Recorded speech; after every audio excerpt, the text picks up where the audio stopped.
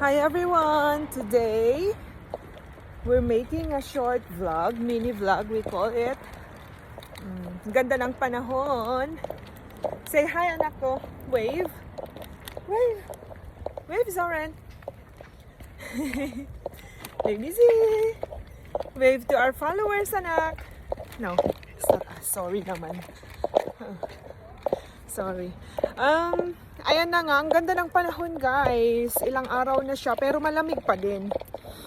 And so, today is Wednesday. Pala kong dalhin si Z sa soft play. Kasi it's been a week na hindi siya nakapaglaro doon with kids, with babies. So, lagi kami dito sa park. Ayan. Although, meron siyang nakikitang mga tao, ganyan. Iba pa rin yung nakakalaro ng bata kasi si Z, hindi pa siya naglalakad, hindi pa siya nakakatakbo dyan sa park, sa swing lang siya. And ayun na nga, balak ko sana, kaso tumawag yung mom-in-law ko. Syempre nami-miss na nila yung apo nila. Ayan, so sabi ko, total maganda yung weather, dalhin ko na lang kasi we're around 15 minutes walk sa kanila. Shortcut itong daanan namin na park. And then, balak ko, iwan ko si Z doon for 30 to 40 minutes maybe.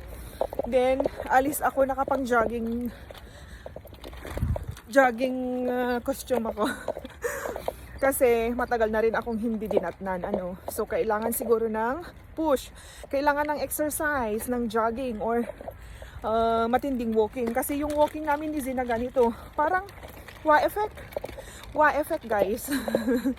At dun sa bahay nakakatamad din naman dahil kung gusto kong mag-zumba or mag-exercise dun sa living room namin, maliit lang siya, so nakakatamad talaga. Gusto ko lang mahiga, gusto kong magluto-luto at kumain. So pero awa ng Diyos, hindi naman tayo masyadong tumataba. Ayan, kasi medyo control din naman yung mga kinakain namin ni Simon. Medyo health conscious ko, no? Less sugar kami. Less sugar. And one time lang kaming kumain ng rice. It's only dinner, tea time. Around 4:30 or 5 o'clock. Tapos wala na. Pero may dessert kami, may matamis kami, may minatamis kami after dinner or tea around 6 o'clock or 7, ganon. Basta after 7, after 8, wala na kaming kinakain guys. So kaya awa ng Diyos, hindi tayo masyadong tumataba. Medyo yung puson ko lang lumalaki kasi nga hindi ako nagme-mens. So magandang exercise to ngayon. I'm looking forward to it. Ibibigay ko si Z sa in-laws ko. Total, hindi naman masyadong alagain si Z. May patience naman yung father-in-law ko. So, iwan ko sa kanila for few minutes and then mag-jog or mag-extreme walking ako for 30 to 40 minutes. Yun lang guys. Hi, Zoran.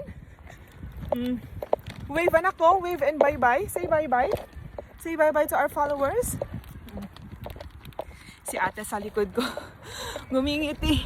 Narinig yung mga pinagsasabi ko. So, ayun. Medyo malayo-layo pa kami. 15 to 20 minutes walk actually, papunta sa in-laws ko. Pero kaya ng 10 to 15 pag wala si Z. Yung mabilisang lakad lang. So, that's it for our mini vlog for today's video. Bye-bye! Bye-bye! Bye-bye guys! Thank you for watching! See you on the next one!